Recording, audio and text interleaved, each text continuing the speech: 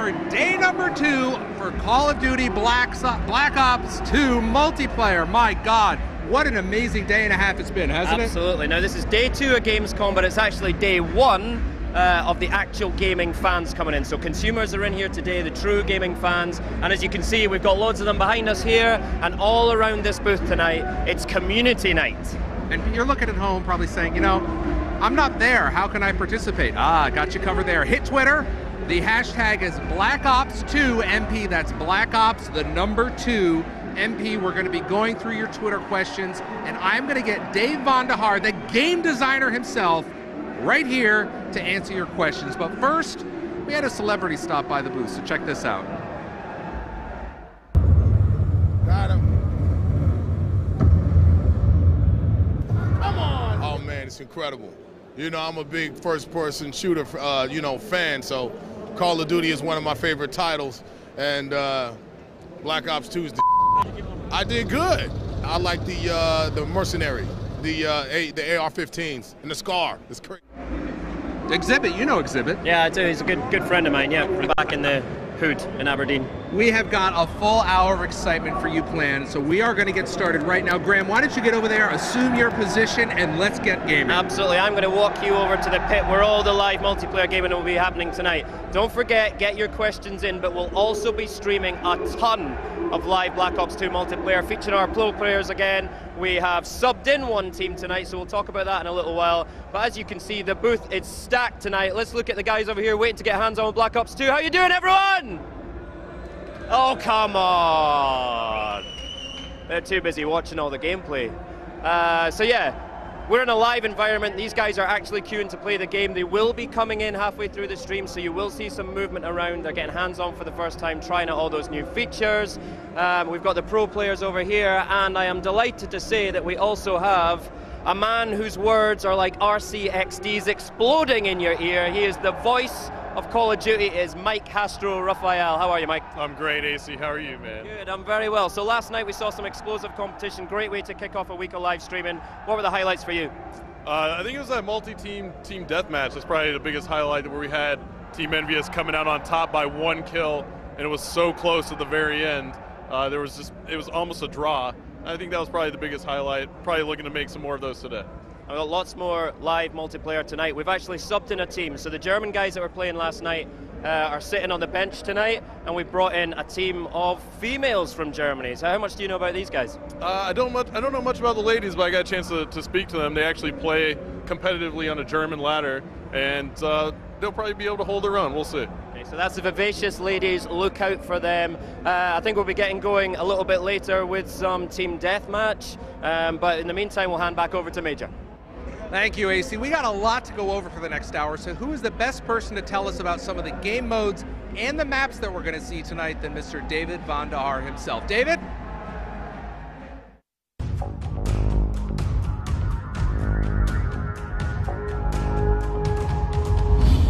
Thank you for joining us today for more multiplayer live from Gamescom in Cologne, Germany. And on behalf of the entire team at Treyarch, we appreciate the time to share multiplayer with you. Now, we've been waiting for this day for a very long time, and we're amped to get you into the game. Yesterday, we really dove into create a class and score streaks. But let me tell you a little bit about multi-team, which is something that the show goers are playing on the floor, and something that you'll see more of this evening. Multi-team really brings those small squad tactics back into the game. The game supports 18 players and any combination of up to 6 factions at once. One of the ways I like to play it is 3-on-3-on-3-on-3, super intense action. You have to work with your group to be successful. The maps that you're going to see in the mix and all through Gamescom include Aftermath. Aftermath takes place in the ruins of Los Angeles after a drone attack in 2025. And this map really shows off the capability that we have to create beautiful destruction and have the game still run at 60 frames a second. We also brought with us Turbine. And Turbine is a big outdoor terrain map, but it doesn't play big, and you can climb on anything. The action's still intense, and there are lots of engagements and battles. We also brought Cargo. Cargo shows off a lot of our map interactivity. And in the center of this map, the crates are being picked up and relocated, changing up the line battles and cover. It's particularly interesting in objective-based game modes. And finally, we have Yemen. Yemen is that classic Call of Duty close quarters combat battle that you'd expect to have where players are constantly pushed into each other, super fast-paced map. You are going to love it. And that's a very brief overview. Let's go back to the floor and see the game in action. And I am back here with Mr. Vonderhaar, David. Man, what? Here we are again. You're on TV, you're everywhere. I mean, this is really exciting for you. I mean, you guys have been working on this for so long, and to have the coming out party of the multiplayer here at Gamescom, what better place could there be? What better place, what better way, right? With you and at our side, live streaming to the world, it's a great opportunity, and we're very excited. Now, the reason that David is here, in addition, obviously, is the multiplayer designer, but he wants to answer your questions on Twitter. So use the hashtag BlackOps, the #2 MP, and then we'll go through some of them later. How's that sound? I am going to look forward to this. All right. Right now, we're going to get over to Hastro and Astro. We're going to go over to AC and Hastro and get right into gameplay. Guys? Hey everyone, we're back down here in the pit with Hastro. Now I just want to reiterate some of the stats about these booths, okay? We've got over 1,250 square meters of Call of Duty Black Ops 2. That's 144 Xboxes all lined up. And you see these queues, right? Usually you turn up to game shows, you have to wait in the queue for a couple hours, you're just kind of standing there. Treyarch have thought about everything here. You get briefed on the game, you see all those new features, you get properly prepared before all hell breaks loose in this environment. Now, let's get back to our pro players. So we talked about Vivacious, we've also got Optic, we've got Envious, and we've got Prophecy as well. Put in some big scores last night. You've been watching the guys warm up today. Who's your money on? You know, I think today it's going to be all North Americans and all Optic and Envious, because I just think the ladies are going to be a little mismatched against the best players in the world. They said that they only play Search and Destroy, really, so that's my logic behind that. They're not really in tune with the game modes that we're playing today, so that's my prediction. We're starting off with multi-team team deathmatch, so I think that'll really show up, right? So we've got the guys split up in the teams that they know. Tell us about the map that we're getting started on. Well, we're about to play Aftermath now. Aftermath takes place in 2025 Los Angeles, and that's right after a drone attack. So it's a completely devastated Los Angeles. So you see a lot of tight corridors here on Aftermath. It's just a great map for multi-team team deathmatch, which is what we're about to launch out with. From last night, it looks like an Aftermath, the team that controls those cover points the best are the team that's going to come out on top. Is that fair to say? Yeah, absolutely. You know, there's some really nice spots on this map that your team can control, especially in multi-team team deathmatch. You don't really just want to run out into the map because there are other teams right here trying to get you, so it should be interesting. All right, let's kick things off with the gameplay tonight. It's multi-team team deathmatch. Let's do it. All right, here we go. Multi-team deathmatch on Aftermath. Let's go. All right, folks, we're about to kick this one off. This is going to be an Aftermath team deathmatch, multi-team. So 4 teams here of 3 players. Some of the best players in the world here at Gamescom are going to be playing for you. And as we see, we're on board with Toby. He's playing for Team Envious as a guest player here. Toby, actually one of the better European players out of the UK. He's playing as a guest player with Team Envious, who's also lined up with Twiz and Karma. And so those guys early on, they're going for the combat axe off the break to take the lead. Didn't quite hit any of those, but I think a couple of them had 2 combat axes lined up. They're trying to put on a show for you all, so you can't knock that. But now Toby is going to have to rely on his M8A1 assault rifle. Looks like he has the select fire attachment and the reflex sight attached to the M8A1 right now. He can actually switch that with the select fire attachment. And right now he's in burst mode, so he's going to be shooting a 4-round burst. And now it looks like he's swapped over to the MSMC. So I think Toby actually had a wild card that allowed him to use 2 primary weapons. And now he's going to quickly cut back over. He gets taken out right there. So let's take a look at our factions here. We see that Envious is playing as the FBI faction. We'll go ahead and hover over and introduce our players. You have Merc, Big Timer, and Ray of Optic Gaming. They're playing as the FBI faction, or excuse me, they're playing as the SEALs faction. Then you have Prophecy from the UK, Gunshi, Shane, Swanee, playing as the SDC faction. Now Envious again as the FBI faction here. And now you have the Vivacious Ladies. This is a female team out of Germany. You have Kitty Cat, Minnie, and Ruby rounding it out for us here. So now as we see, Envious has taken the lead with 10 kills on the board. We'll jump on board with Twiz. And why don't we listen in to Team Envious to see how they're communicating right now.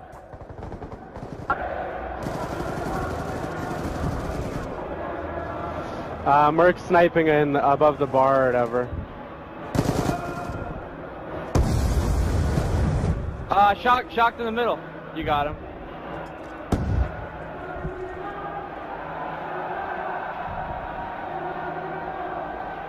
All right, we're up by 2. Let's try and maintain it. Up by 1. Let's try and get a kill.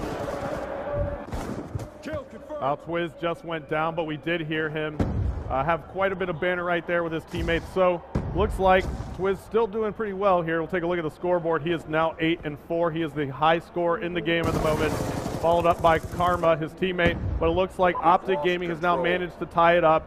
Prophecy in 3rd place with 13 kills. And the Vivacious Ladies are hanging in here quite well, actually, with 11 kills. So still a very close game, anybody's game at the moment, as we're in with 3 minutes and 20 seconds left to go.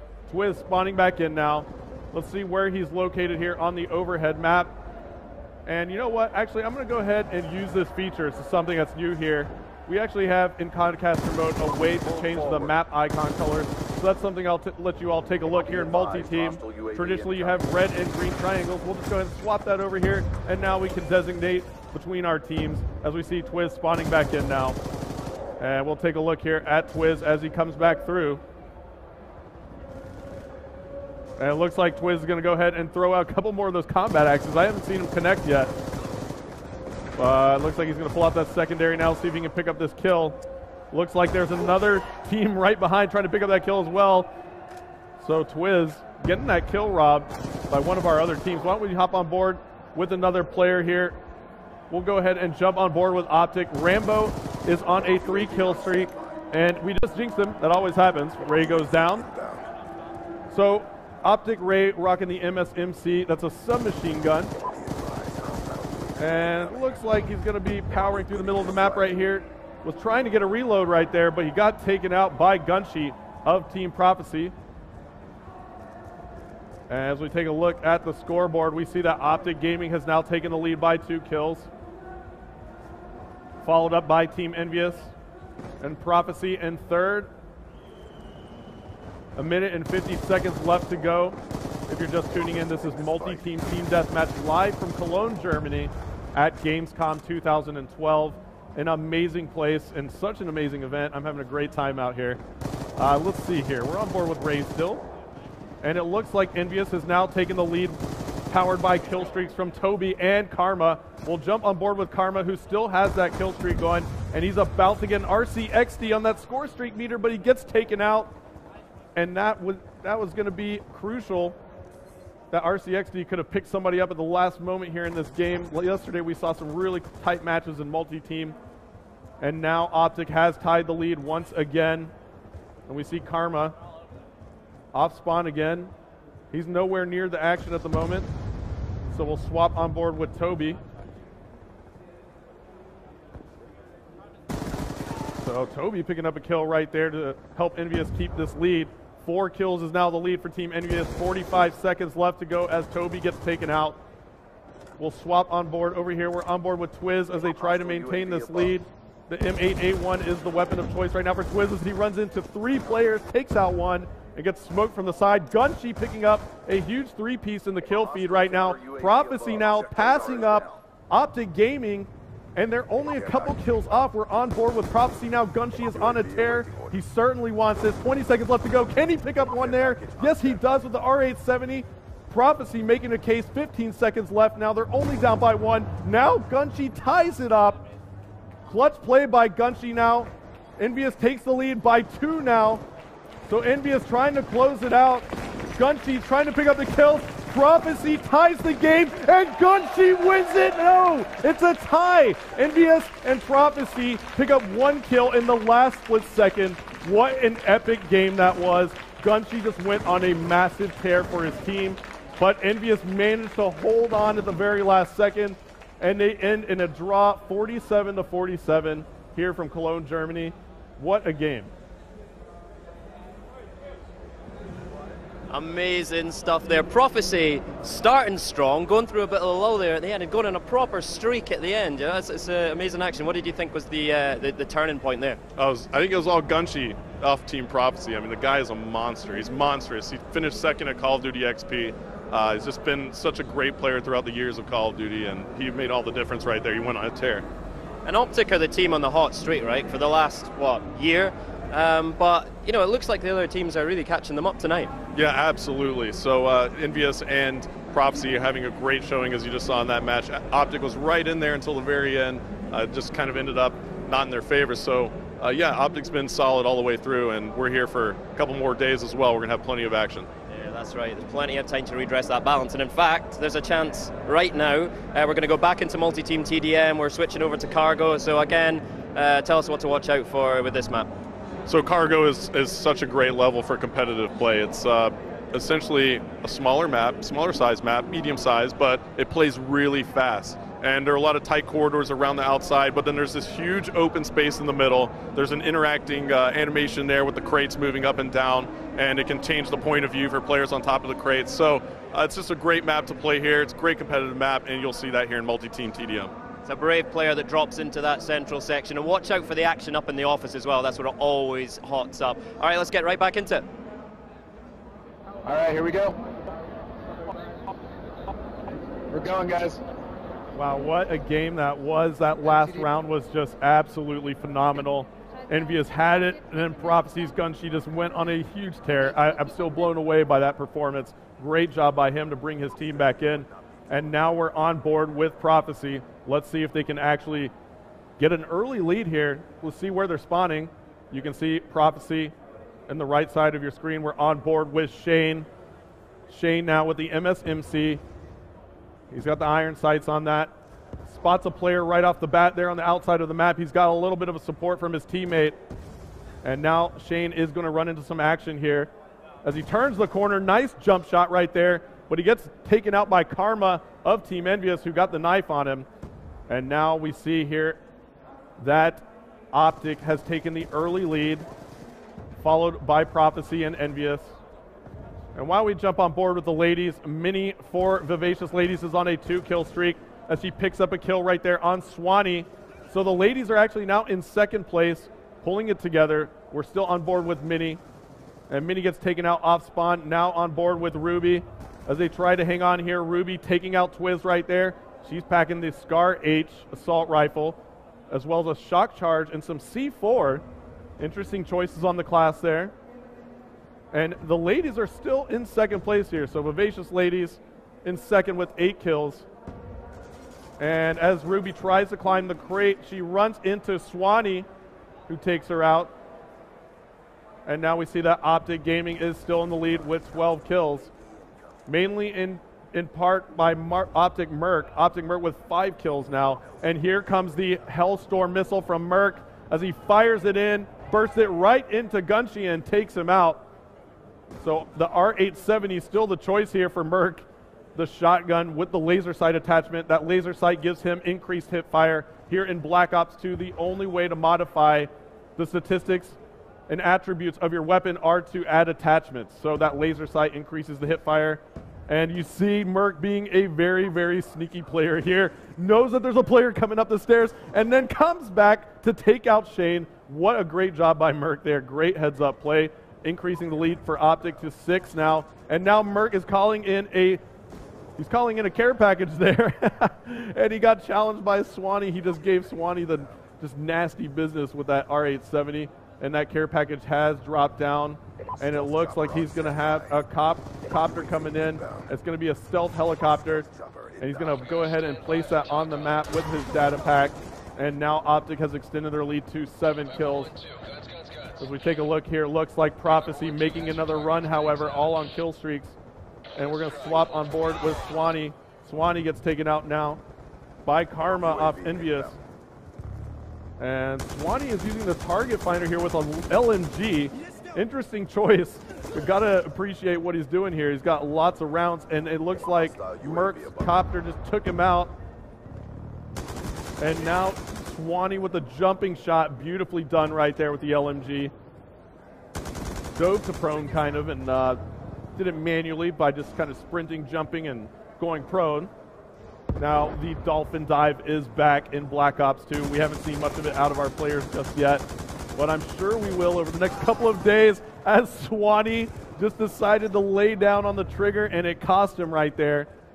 Now Optic Gaming still in the lead. It seems like Envious is having a little bit of trouble as they move into third place. So Optic now with 39 kills on the board. Prophecy with 34 kills. And we'll hop back on board with Twiz now from Team Envious as they try to claw back in this one. Twiz is on a nice kill streak right there. He's going to go ahead and leave that player who got away from him.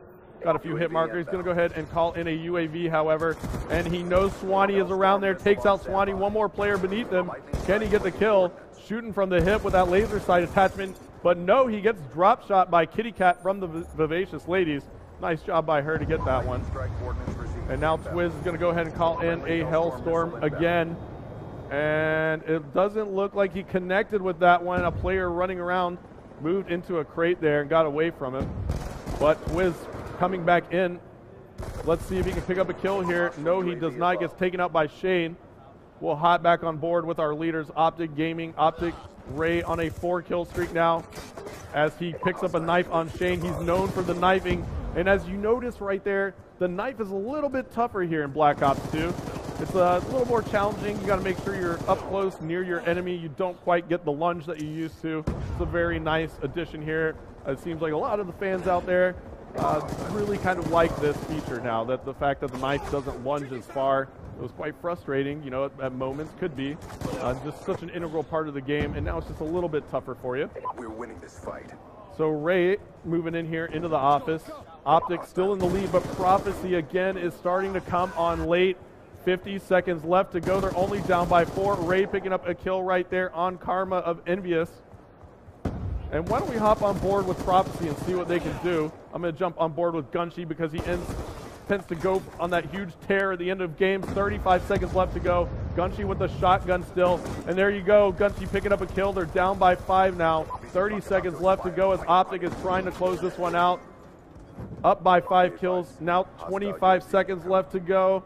Gunshi going towards the office. It doesn't look like he's having the same luck that he was having.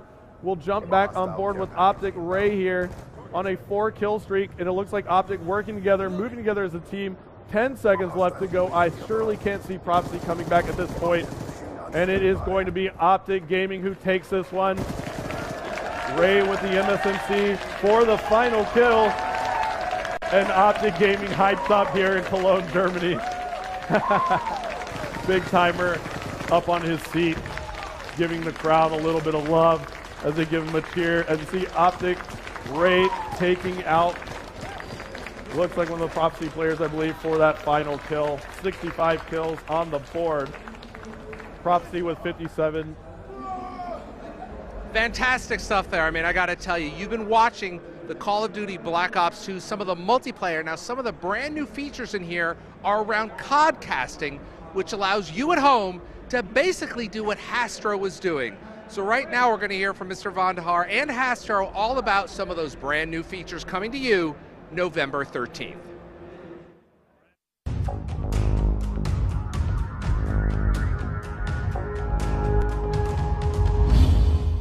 David, that was amazing. What did we just see? That was the world premiere of the codcasting feature in Call of Duty Black Ops 2 multiplayer, and that was Cargo in Team Deathmatch. Thanks, David. Hastro, tell us about some of the tools that we just saw. Sure. So you saw a few different elements in the codcasting feature, and it just really allows us to get in and make a better viewing experience for the audience that's tuning into Call of Duty matches online, right? So you saw an element called the score panel, and that's the kind of the key element at the very top center of the screen. The score panel is just a way for us to give information quickly to the audience, the score, what team's in the lead, and how much time is left in the game. And then, of course, we saw the names up there. That's the nameplate.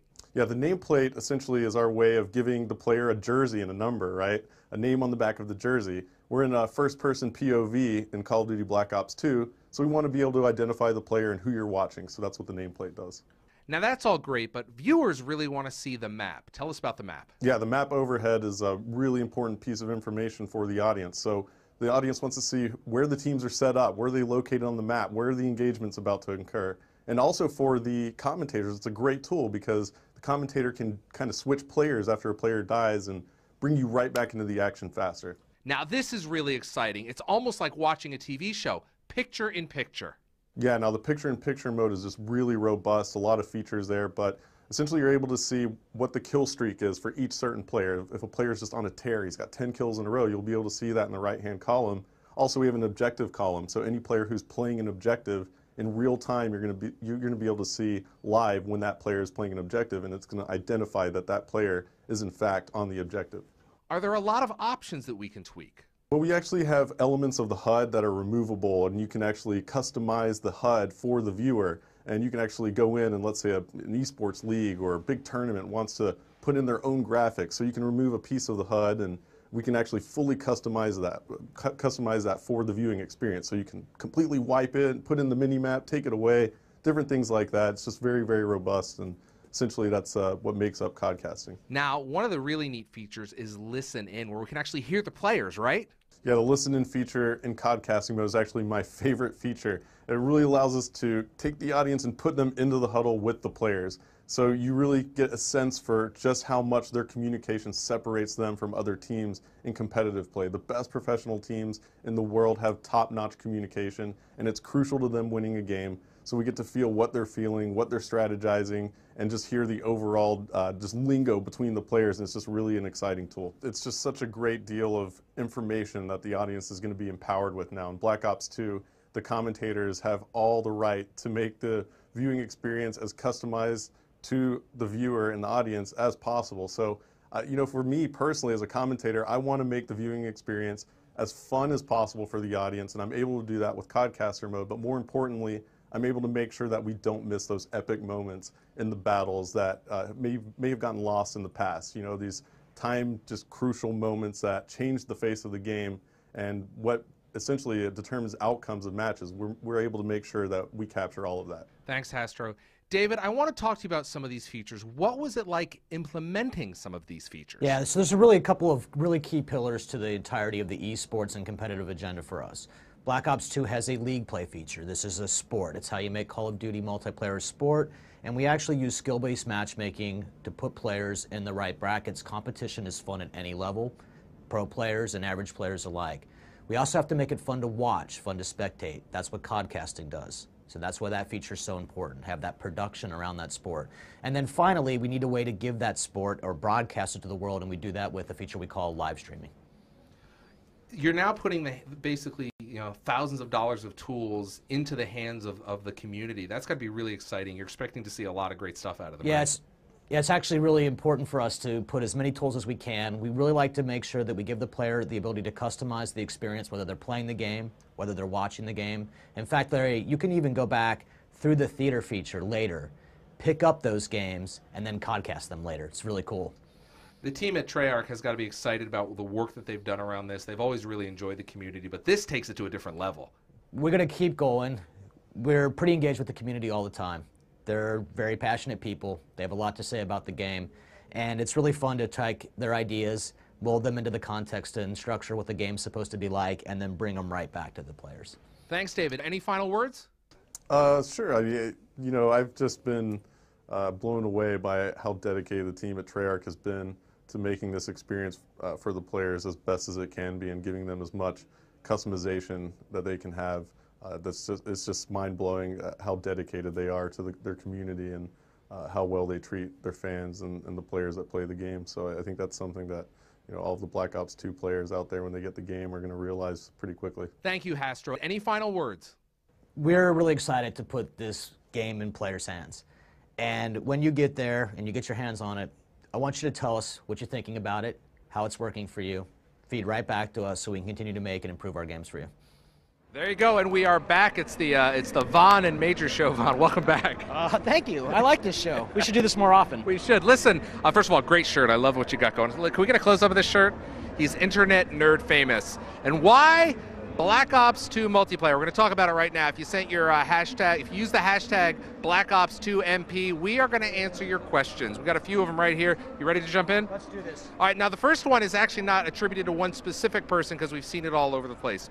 The question is, will there be a player match system, or will everyone be forced to play ranked games? David? No one is going to be forced to play ranked games, Larry, but you should know that the game supports that traditional matchmaking experience where you're going through the progression system and you're ranking up. Optionally, you can play in league play. That's where you get that competitive rating, get your skill-based matchmaking. The game supports both simultaneously. All right, next question comes from Official Musty, that's the Twitter tag. Do kill streak kills help towards your next kill streak? Great question. So anytime you're watching the game and you see that number come up in the center of the HUD, that is a scoring event. All bits of score contribute towards earning your next score streaks, but the support things, the items that help your team win the game, those are going to give you the most score, and that's how you can really get those nice high-end rewards. So if you're a Call of Duty player and you may not be so much in killing, but helping, it's still going to help you out immensely. It helps you out a lot. So there's some really good scoring events, like when you grab a flag, and when you capture that flag, you didn't actually kill anybody, but you're going to get a lot of score for those events. Good, that's good to hear. All right, next one comes from China HD. Will there be an overkill perk for 2 primary weapons? Yeah, good question. So there's actually not a perk that's overkill, but there is a wild card. Those are those rule breakers we've been talking about. The items that let you bend and extend, create a class in exciting new ways. And you can use a wild card to take 2 primary weapons. All right, next question comes from Javis, I guess. Is that what it looks like? Why not? How does Hardline work now? All right, good. So listen, this is really important. So in all previous games, Hardline actually reduced the cost of earning a reward, but Hardline gives you a scoring bonus. So, you know, the game's still in development. We're still trying to figure out the best numbers to use, but right now, Hardline is actually going to give you about a 20% bonus earned towards your next reward. Okay. All right, moving right along. Private matches and LAN. People want to know, is everything going to be unlocked in private match and LAN play? Of course we would keep everything unlocked for you in private match and LAN so you can play those custom games the way that you really like to enjoy them. All right, MegaQuest on Twitter. MegaQuest wants to know, will Ghost or another perk protect you from Orbital VSAT? Yeah, the Orbital VSAT. You guys have been asking me about this one for a long time. I'm glad I get to finally tell you about it. The Orbital VSAT, that's just like the Blackbird you remember from Black Ops. It works the same way. There is no protection. That is that ultimate intelligence perk. Shows everybody on the map, all of their locations, what direction they're facing. All right, now you've seen a lot of Create a Class for the past 3 days, but this is really about the UI, the user interface. The question from Maddie Wakefield is, what are the 3 slots at the bottom of Create a Class for? Larry, that's where you actually can equip up to 3 of those wild cards, those rule breakers. So you can take a wild card like Primary Gunfighter. That lets you take 3 attachments on your primary gun. You can take any one of those perk greed cards, perk 1, perk 2, perk 3 greed. Those let you take additional perks, not just 1 but 2 from the same category. There's even a wild card that lets you take 2 types of tactical grenades. It replaces that lethal slot with a tactical slot. We have more of your questions coming back. Just tweet them to Black Ops, the #2 MP. We'll be going through those, put them on this card, and I will ask the man himself, the design director, and we'll get answers for you. Right now, we're going to get back to Hastro and AC. You guys ready for some play? Here we go. Hey everybody, welcome back to Hastro's house. We're back down here at the pit, and check out, we've got an empty stool sitting down here. Make of that what you will. Oh, hold on. Here he is. Look. By popular demand, Vaughn is back and codcasting. I'm like everywhere. I'm Ninja Smoke here, and I show up over here. How does that even happen? TV magic. Well, it happens. Hastro, you know, I think it was world premiere of Vaughn codcasting with you last night. How did that go for you? How was that experience? It went great for me. I mean, it's all about how did it go for him, really. How did it go for you as your first cast? It's completely possible. I might put you out of a job. I'm so good at this. Yeah, I have a feeling my job's safe. So Vaughn, community night tonight. We've got true Call of Duty fans all around us getting hands on with Black Ops 2 for the first time. You know, how does that feel personally for you? It's great. We've been waiting for this day. We've been like pent up, right? Just waiting to show the game to the world and the fans and have a dialogue with them about it. There's no place else I'd rather be. All right, we're going to get back to the gaming. Optic coming up big on that last one, stamping some authority on the matches tonight. We are switching over to Domination. Hastro, which of these teams here tonight would you say is the Domination specialist? You know, it's tough to call, AC. It's really tough to call. I'd probably lean towards Optic winning this one right now. Again, I'm going to go ahead and call it. They're going to pull it off. Okay, and we're going to go and play a couple of rounds of Domination in each of these games as well, yeah? Yeah, so I think we're playing some round-based domination. So that means everybody gets a shot at either side of the map. That keeps that playing field even for both teams, takes out any kind of intrinsic map issues, and so everyone can have a good time. So we've switched to 6v6. Tell us how the teams are lining up. Yeah, actually, so I noticed that we're not playing multi-team anymore, actually. Right. So it's actually going to be a combination of Optic and Team Envious. It's a North American team here. So pitting the North Americans versus the Europeans, and it's going to be a lot more fast-paced, I think. Vaughn, so last night you sat on the fence spectacularly. I need an answer from you. North America, Europe tonight? Yes. Let's get going with the game. All right, here we go. All right, Vaughn. North Americans versus the Europeans once Top again. on Yemen this time. Your answer was Good. yes. Yes. But look at this. It's Yemen. Okay, so we're loading the map up. It's Yemen. First time that we're streaming it. Tell me a little bit about Yemen. Man, Yemen is inspired by that urban close quarter combat battle. You're going to see some real fast-paced close quarter combat action, and that B flag is just a brutal position. Guys are going to have to really keep guys out of that zone. Yeah, and as we see right off the bat here, it looks like the whole North American side decided to take that flag together.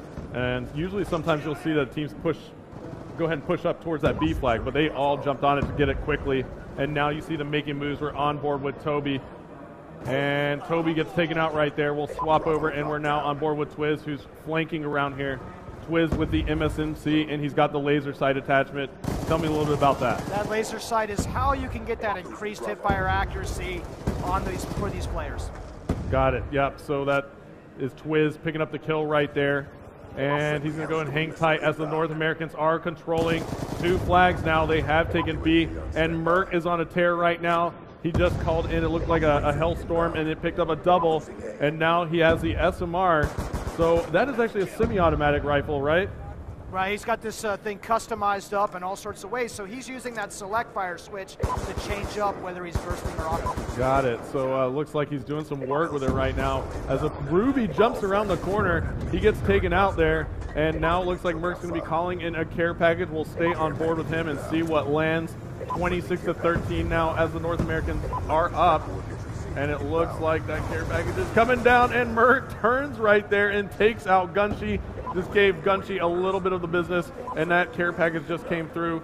So let's see here what Merc is up to. It looked like it was a UAV. Yeah, that's a UAV. You see those UAV assist points coming up. We were just talking about that earlier. Every time you're using a support-driven streak, and someone gets a kill with that UAV up, you're earning some points for that. That's that UAV assist message. Right, so all of those points from that UAV are going to contribute to his score streak. Tell me a little bit about what we're seeing down here with the score streak meter. Yeah, you can see that score streak meter in the bottom right-hand corner of your screen right next to those 3 icons. That'll fill as the guys get score. It hits the top, they're going to earn that next reward. Right, so as we see, Big Timer is just getting started on his score streak here, and it looks like he took some shots right there, and the North Americans are doing some great controlling of that B flag at the moment. Map control is so important in domination, and you have the North Americans doing a great job of just locking it down. 3 minutes and 35 seconds left to go, and 3 minutes and 30 seconds left to go as Big Timer takes that hip fire with the laser sight attachment. That definitely helped him right there. Absolutely, man. You're going to see a lot of really good play from the hip and ADS with this particular attachment. So tell me a little bit about what we're seeing round base here now. 3 minutes left to go here. You see at the top of the screen, it says round 1 of 2. The score panel is telling us this is the first round. What's going on there? Right, so this is something we actually learned directly from the esports community. In a public game of domination, you usually only play 1 round. You rack up to about 200 score and the game's over. But when we watch the guys play competitively, we realize that they like to play it round base. That makes sure that everybody has to spawn on each side of the map. Right, and that's important because it makes the game a little bit more fair in domination. You get to play from both spawns, and you're able to have an equal opportunity on both sides. It's a great thing. So we'll be playing 2 minutes and 30 seconds left here, and then the teams will switch spawn, and the score will remain, and we'll keep playing from that point on, right? Yeah, so it's still the guys with the highest score are going to win that game, but these scores will carry over to the next round. They'll start with the same exact scores that they end with. Yeah, that's awesome. So great thing there for everyone who loves to play domination. And now it looks like the North Americans are turning the heat up completely with the 3 cap. A player is on the B flag. As we take a look here, we see that Minnie and Shane were on the C flag, and it looks like they did manage to cap that C flag, and we're on board with Big Timer still. So why don't we hop on board with the Europeans, take a look. Well, actually, look at this. Twiz and Ray from the North American side, Ray of Optic Gaming and Twiz are on massive kill streaks right now, David. we'll swap on board with Ray. And what's Ray got here? Yeah, Ray's got the Death Machine out. This is some of the new weapons that we have put back in. The Death Machine actually has a little baby brother, is known as the War Machine, which is the grenade launcher version. So it was really fun for us to put these clearly superior firepower weapons into the score streak system itself. Awesome. So he's got a care package as well. Looks like he's just doing some work with that Death Machine, and you see him die and pull it back out again. So he's able to keep that Death Machine, whereas I think in the past, if you died with the Death Machine, you lose it, right? That's right. So in Black Ops 2 multiplayer, you can hold on to that Death Machine sort of through multiple lives and through some extra ammo there. Yeah, and that's awesome. So Ray still has that thing, and he's got about 30 rounds left. So there it goes. It expires, and look at that play that just happened right there. Ruby ran right into a shock charge that came from the North American side. So tell me a little bit about that shock charge. Hester, I like to use that shock charge as a type of alarm system. I'll actually place it on the entrances and exits of buildings, so if anybody comes through that door, they get electrocuted very briefly, usually just enough time for me to spin on them and take that target out.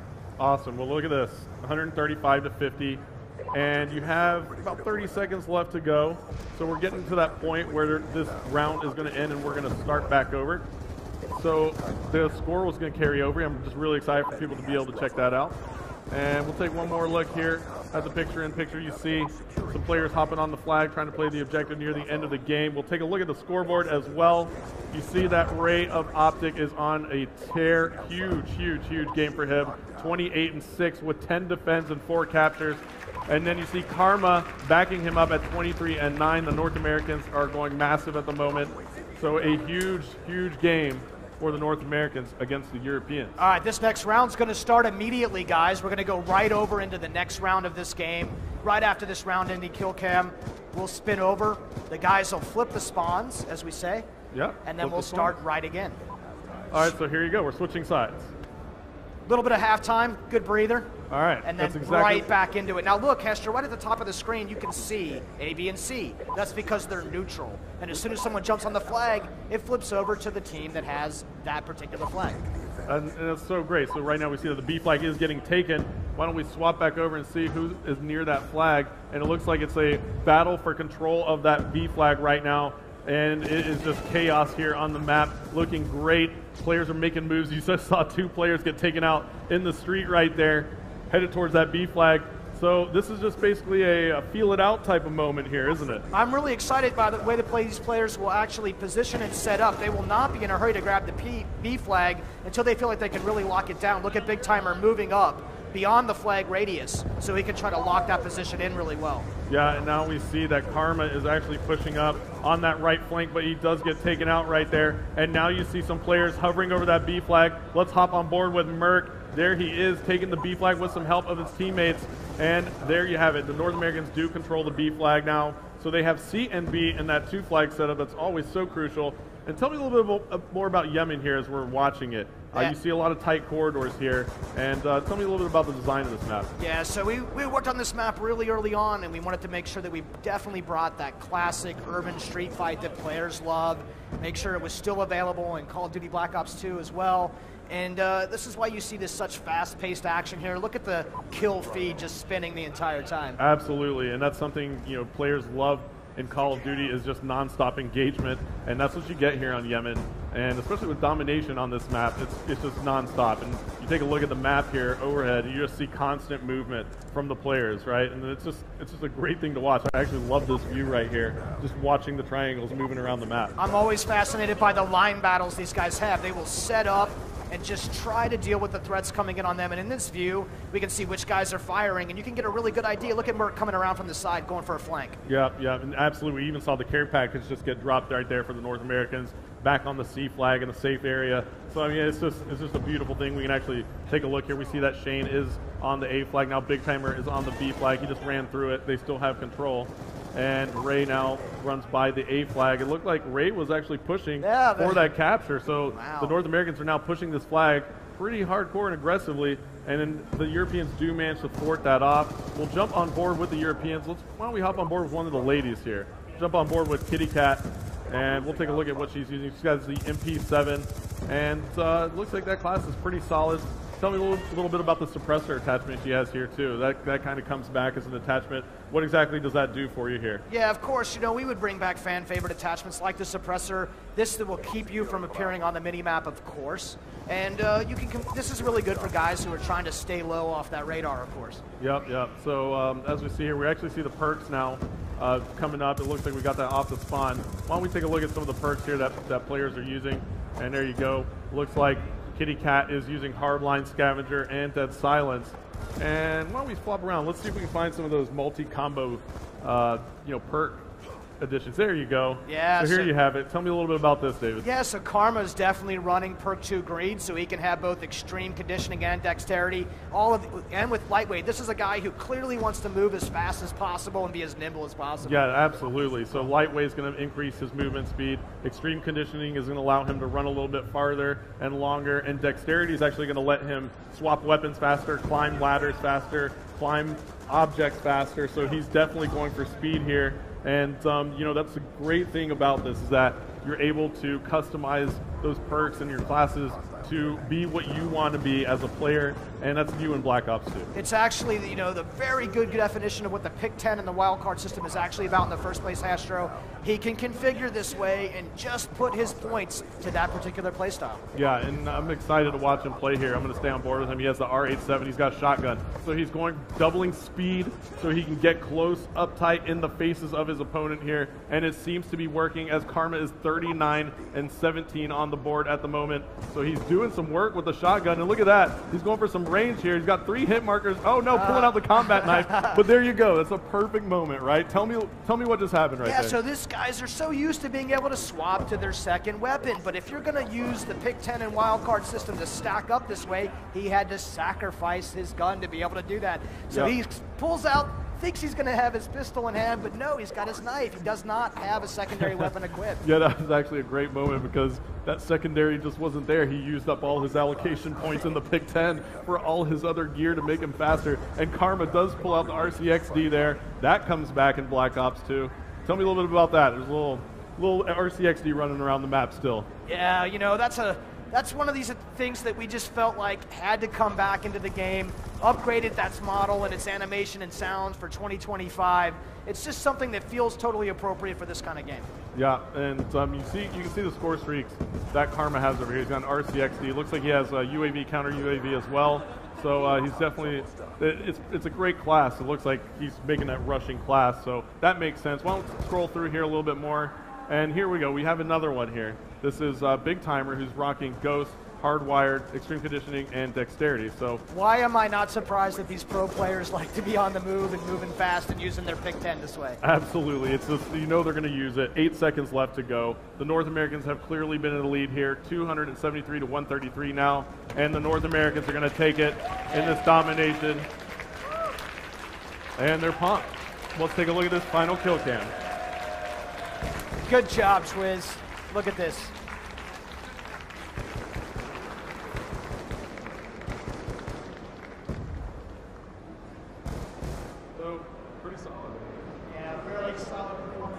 So there we go, the definition of domination there, I think it's fair to say, from the North Americans. But when Optic and Prophecy team up, it's always going to be hard for people to hang with them. Absolutely. So it's Optic and Envious playing together right there. They, yeah, you got it. But it's tough. The ladies are coming in. They're a little mismatched against these guys who are the best players in the world, and they stick to their search and destroy. But great games right there. Got to see a lot of what Black Ops 2 had to offer. Right, we're going to squeeze in some more gameplay, so let's get straight into it again, okay? So David, looks like we're about to kick this one off again. Now we're playing Aftermath. It's a domination game mode again. And so why don't we talk a little bit about the map as we kick it off? Did you just call me David? I called you David. I'm going to call you Mike. Oh, okay. Lord Vonderhaar. So Vaughn, Oh boy, I had that covered. Vaughn, tell me a little bit about Aftermath. What's going on here? Yeah, so this is Aftermath. It takes place in 2025 in downtown Los Angeles right after a drone attack. And look at the beautiful destruction that you see in this map. Yeah, there's a lot that's not right in Los Angeles right here in Aftermath. So as we see early on, looks like we're on board with Minnie. She's of the German ladies team, Vivacious Ladies, and she gets shocked right there. A shock charge went off, Let's see what goes down right here, this B flag. Let's take a look at this mini-map. Oh boy, look at this is chaos in the center here. Yeah, so tell me a little bit about this B flag positioning here on Aftermath. Well, where else would you put the B flag but in the dead center of the map in the most crazy place you can, right? Yeah, right. Yeah, and we see a care package now coming in for the Europeans. That's going to get dropped off. Why don't we take a look and see who's going to grab that? We're on board with Minnie, and she looks like she's making a move for it. Yes, she is, but her teammate comes in and swoops it up. So let's see here. Oh, there it is. There's the War Machine. I was hoping this would come out. This is really one of those fun weapon-based score streaks that we have in Call of Duty Black Ops. Yeah, this thing is absolutely devastating. The War Machine is a pretty much just a ridiculous launcher. It's so powerful as we see Kitty Cat getting taken out, but she spawns back in and she has it again. She picked up a flurry of kills right there, and she was clearing out that B flag. And let's take a look here. Still a jockey for position moment for this flag. The score is absolutely tied, David. Look at, yeah, no one's actually picked up this B flag yet. It's been in the center of the map. It is a tough position. You'd like to see some smoke. You'd like to see some guys pushed up a little harder to keep these guys from taking this flag. And there you have it. There goes that War Machine. Kitty Cat used up all the rounds in it, so it's gone. And she just wasn't able to keep the North Americans off the B flag as they take it now. So the North Americans in the lead. They are your FBI faction, as you see, designated by the flag on the left side, upper left side of your screen in the score panel. And the Mercs faction is the Europeans. They are there on this B flag now. Look at that capture progress bar. She might grab this flag. Yep, absolutely. Great teamwork right there by the Europeans to get that flag back. But Merc comes in and smokes a few. Let's take a look at the map. Oh, well, actually, it looks like the Europeans do have some pretty good map control now. We'll jump back on board with the Americans. We'll jump on board with Merc, who's making a move for that flag. He gets taken out, and now Merc spawns back in. And he's packing lightweight, cold-blooded, and extreme conditioning. And David, let's find something else to talk about here. Tell me a little bit about what his class is using. Do you notice anything here? Yeah, this guy, you know, Merc is a very traditional player. I think he's got 3 perks out and using a Claymore and some shock charges. Now, those shock charges give you just enough time to put a target down. If you put them, we're seeing the European team actually throw them onto the B flag, confuse those guys so that they can jump in there. But Merc's got this shotgun out, and he's got that laser sight so that he has some real superior hip-fire accuracy right now. And look, 7 seconds left to go. The Europeans actually have the lead on this one. We're playing round-based domination if you're just tuning in. So this is the first of 2 rounds, and the Europeans take round number 1, 46-42. We are in halftime as we take a look at the round-ending kill cam.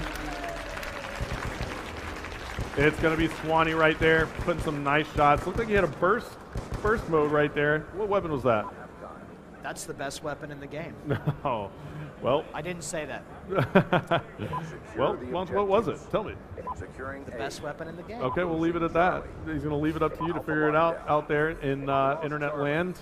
So now we see we're in round number 2 here on this domination aftermath. 3 minutes left in the round. The 3-minute round is what we're playing, and it looks like the North Americans go immediately for that B flag, and they do pick it up. So score carried over, 49-50 now to 48. Score carried over after round 1, and we flip spawns. Yeah, so now that we've got these flip spawns, we're going to see where these teammates set up. They're not facing the same direction. The flank routes are not going to be the same for them, and so they're going to relearn their positions and figure out what to do in this scenario to hold down both that A and B flag. Yeah, I'm actually going to take the perk icons off now, and let's go ahead and take a look here on the team for the Europeans. We'll swap over to Gunshi, who was really hot earlier. Now Gunshi has the R870. That seems to be the most popular shotgun with these guys. What makes that their choice right now? What would you say? It does a lot of damage. It does do a lot of damage. This is really a classic style shotgun. The semi-auto, the pump. Just look at those shells on the side of the thing. The thing is absolutely beautiful.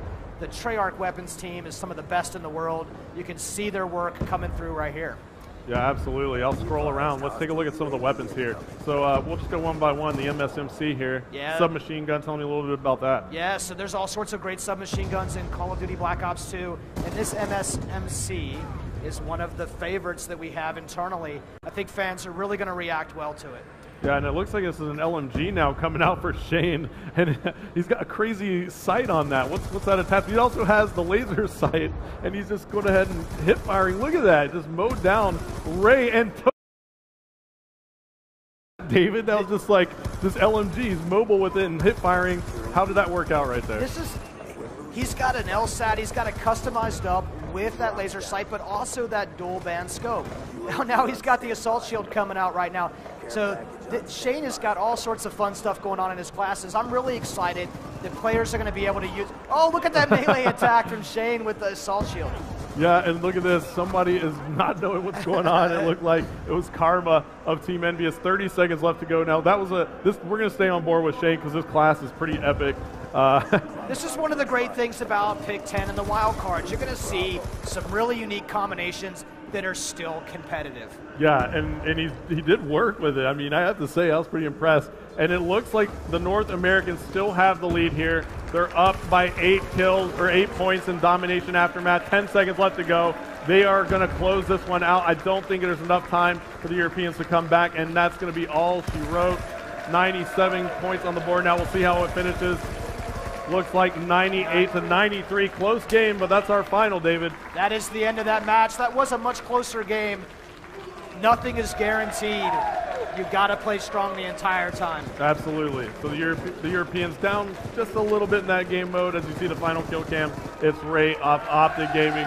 And now they are pumped. Look at Optic. Big Timer doing his chair dance one more time. Great game. Very good game. Thank you so much for joining. We're going to be back in just a second. We're going to talk to the guys over there. All right, I don't know if we're going to see more gameplay or more Vandahar tonight. What a night it's been. All right, well, we're going to see more Vandahar. We're now going to hear from him. He's going to tell us about the weapons, the brand new Creator class system, score streaks, and even more details about the weapons. David?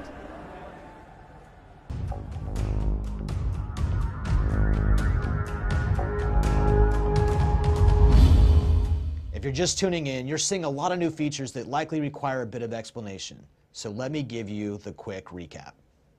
With the new Creator class in Black Ops 2 multiplayer, we're putting the power back into the hands of a player to customize for his play experience. We give you 10 points, and you can use those points to allocate in any way in which you will be successful in the field. In fact, you don't even have to take content from a particular category of content if you don't want to. You can forgo a particular weapon, maybe your secondary, and then use that point somewhere else. For example, an extra perk. And with the wild cards, you can bend and extend and break the rules for even greater customization and flexibility. Let me tell you about score streaks. Score streaks replace kill streaks. And here's how this works. Anything you do in the game that earns you score is helping you earn your rewards. Every score streak has its score requirement. Therefore, there's no strict mutual exclusivity. In fact, you can earn 2 rewards in a single scoring event. Using score allows us to reward players for playing the objective and helping their team win. Now, you don't even have to be a Slayer, a guy with a high KD ratio. But it doesn't hurt either because getting kills also earns you score. Weapons and attachments have changed in a pretty significant way in Black Ops 2. We're using the 2025 time period as inspiration for all sorts of new gadgets and technologies that we can put back in the hands of a player. And the attachments are particularly interesting because this is the only way you're going to be able to modify the behavior of a weapon. For example, the laser sight actually is visualized on the gun, so you can see when someone is doing work to you at close range, firing from the hip. The MMS is a really good example of an attachment where you actually send a pulse wave through the world and can detect people. It's a rusher's tool. You will see them when they're stationary and through smoke. You can use that in a standoff battle and take that guy down.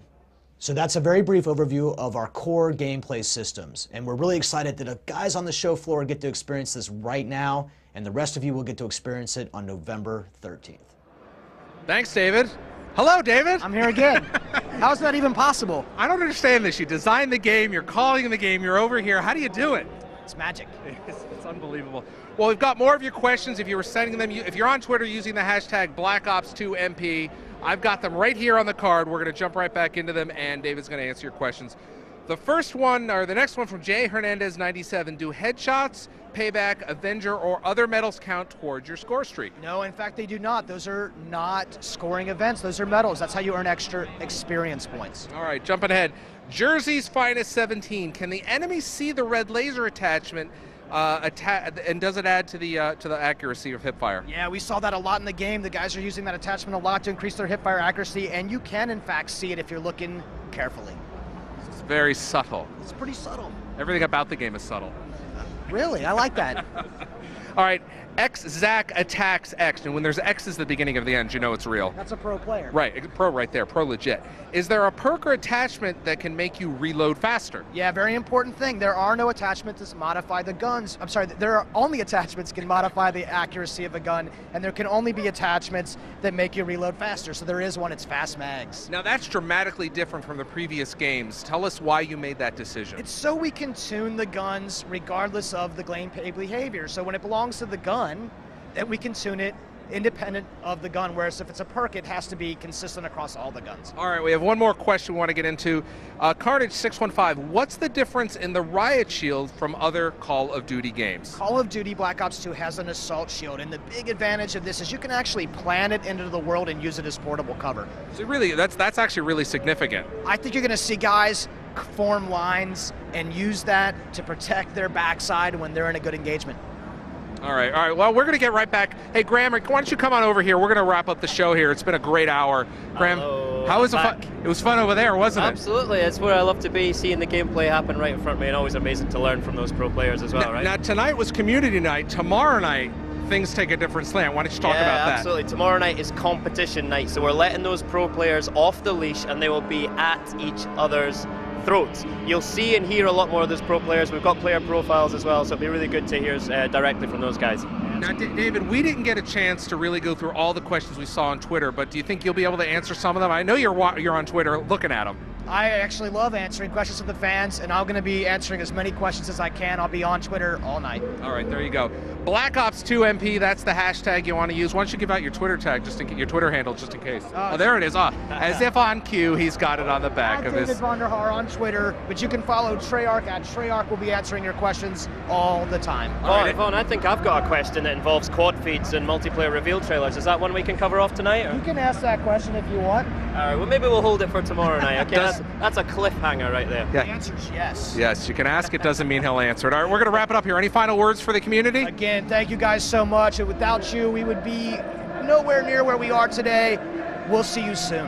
Let's just cover off same time tomorrow night for the live stream. We'll be on Xbox.com in Europe, CallOfDuty.com, the Black Ops 2 Facebook page, and Twitch.tv/Treyarch. Take your pick. Thank you, Graham. I'm Larry Herb, Xbox Live's Major Nelson. For Mr. Vonderhaar and AC Bongos, thank you and good night, everybody. Good night.